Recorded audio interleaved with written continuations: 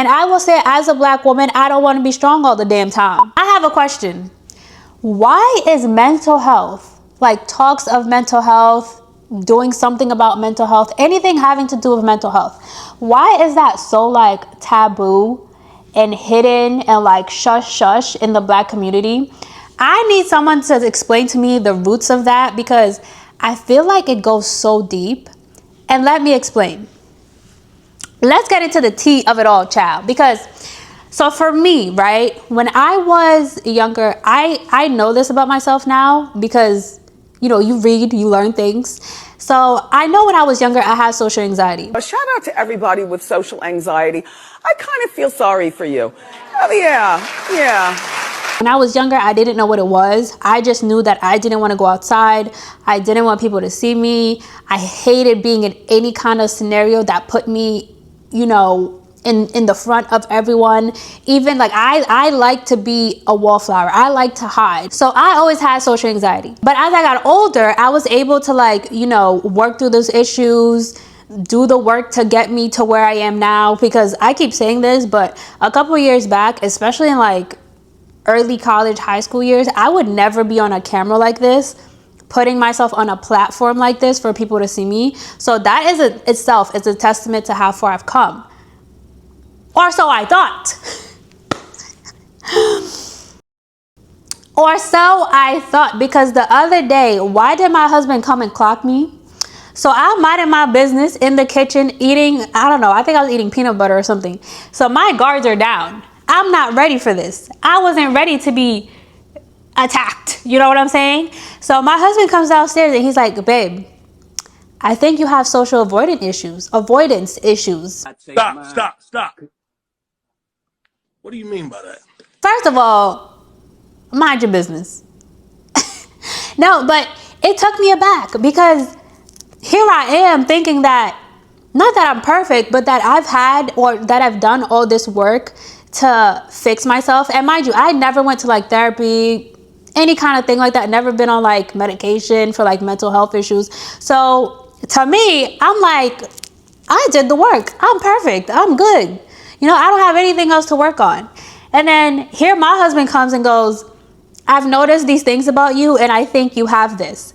And first of all the things that he was saying was, so he showed me a video of like symptoms or, you know, characteristics of people who have social anxiety or like social avoidance issues.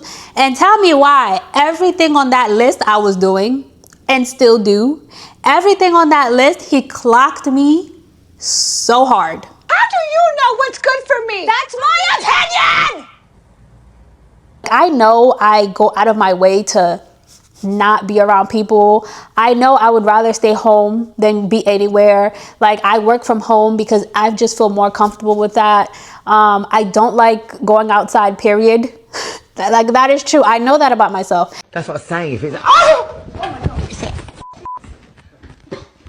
But I always thought that that was something that was normal. Like, doesn't everybody like to stay in their home when they can? Doesn't everybody rather just be in their own space? Like, isn't that a normal thing? But the reason that I bring up why is it so like taboo to talk about mental health in the Black community is because my first reaction to hearing that I might have an issue is like anger and avoidance and denial. Like, that was my first reaction.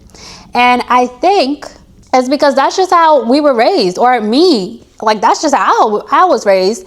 Like, that wasn't something we talked about in my household. Before I go any further into this video, let me just introduce myself. My name is Dar, short for Darlene. And if you are coming back to your girl, thank you so much for being so loyal. Thank you for coming back. I love you. If this is your first time seeing your girl, let me just say welcome. I hope you stay. I hope you subscribe, because it's a good time over here. We talk about serious things, but we have fun. We goof around. Anyways, subscribe. We can go back to the video now. Mwah. If you tried to talk about how you felt, like if you felt angry about something, if you felt sad, mad, whatever it may be, it was always a like, you should be grateful. Like, you have food over your head. You have food on your plate. You have a roof over your head. You have, you know, parents that love you. And that is true. I did have all those things. So it was kind of a like, be grateful for what you have and stop poking at things that don't matter. Basically, like the feelings that you're having right now, they do not matter because your life is amazing. So just be grateful for it because there are people out there who don't have the life that you have. Oh, you're having a bad day? Did you die? I got shot. But did you die? So that's how I was raised. And it's not just me because I have friends, you know, people who I've talked to who say the exact same thing. Like it was just not something that you talk about. Mental health wasn't something that you talked about. Especially with girls, I think. Especially with girls, because I think girls are expected to take a lot. Like we're expected to take a lot and keep moving. Especially black girls, not just girls, especially black girls. We're expected to be strong. You know, she's a strong black woman. She carries through anything. She can take anything. Smack her across the face and she'll keep going. Smack her again and she'll keep going. She's a strong black woman. And I will say, as a black woman, I don't want to be strong all the damn time. Sometimes I want to be not weak, but I want to be allowed to be weak. You know what I'm saying? So yeah, that is how I grew up. And like I said, that is how a lot of my friends grew up. And not just black though. Like I think just in like Caribbean, in like Indian, like brown people, you know, people of color households. I think a lot of them go through that. I won't speak to that because I'm not sure. I'm just saying like things that I've seen here and there. So I won't speak on it in detail, but I know for my black community, my black people, we have a problem when it comes to mental health.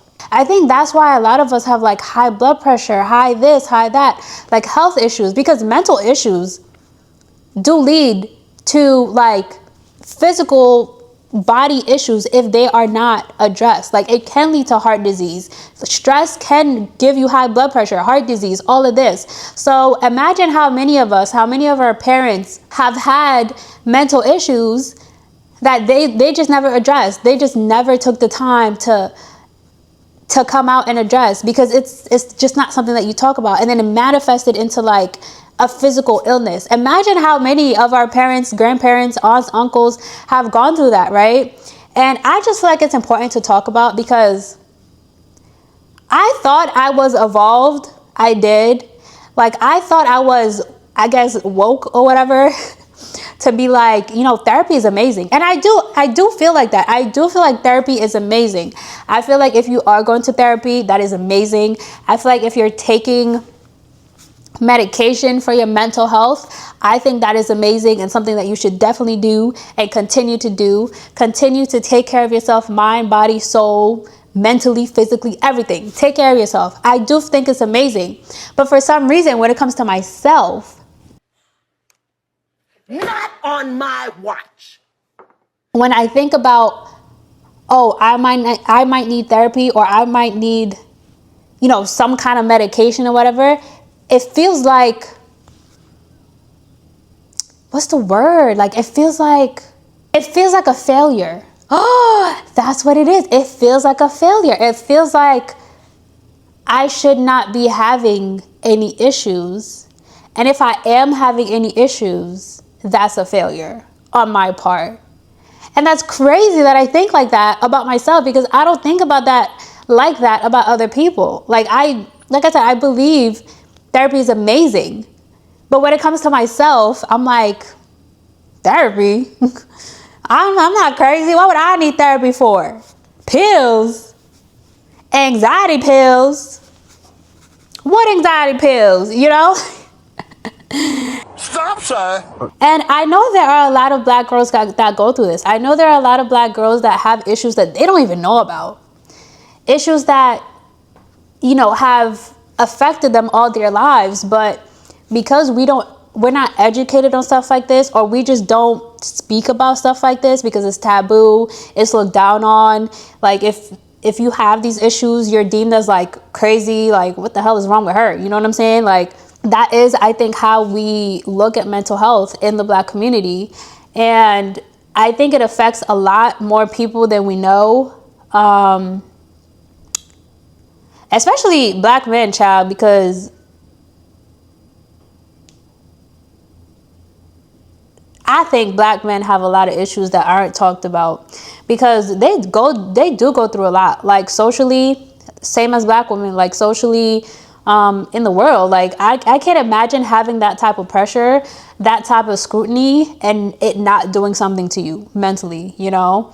So the fact that we don't talk about mental health, I think is a disservice to us. I think it's a disservice to our children, because that's how this generational curse just keeps going. Like, we are setting ourselves for failure. We're setting our kids up for failure when we choose to stay in the dark about stuff that is very important. I thought I was like super open-minded when it came to stuff like this.